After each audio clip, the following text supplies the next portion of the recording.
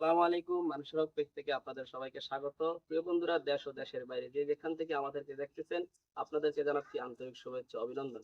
প্রিয় বন্ধুরা, আপনারা দেখতে পাচ্ছেন আমার পিছনে একটি ঘর। এটি মূলত একটি মসজিদ। এখানে দৈনিক ৫ ওয়াক্ত নামাজ আদায় করা হয়।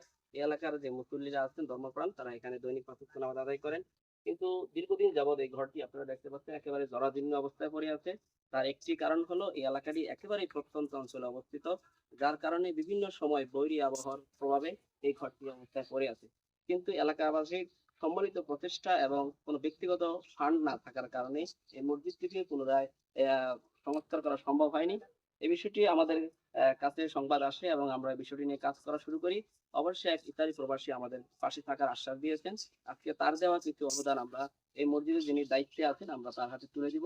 আর পুরো বিষয়টি আপনাদের সাথে আমরা আজকে শেয়ার করতেছি এই জন্যই যে আমরা আমরা চাই যে আপনাদের আশেপাশে যদি কোথাও এরকম ধর্মীয় প্রতিষ্ঠান বা ধর্মীয় উপাসনালয় এভাবে জরাজীর্ণ অবস্থায় পড়ে থাকে, আপনারা আপনাদের সামর্থ্য অনুযায়ী পাশে থাকবেন এবং আপনাদের সাধ্য অনুযায়ী সেটা সংস্কার করার চেষ্টা করবেন। এভাবেই ইনশাল্লাহ আমাদের প্রচেষ্টা এগিয়ে যাবে। ইনশাল্লাহ আগামীতে অন্য কোনো ভিডিওতে আপনাদের সাথে দেখা হবে। যিনি ইতালি প্রবাস থেকে যে আমাদের মসজিদের যে অনুদানটি দিয়েছেন, আমরা দোয়া করি আল্লাহ পাক যেন তিনাকে সুস্থতার সাথে আরো সামনে অগ্রসর হয়ে আরো কাজে এগিয়ে আসতে পারেন, আমরা সেই প্রত্যাশা কামনা করছি।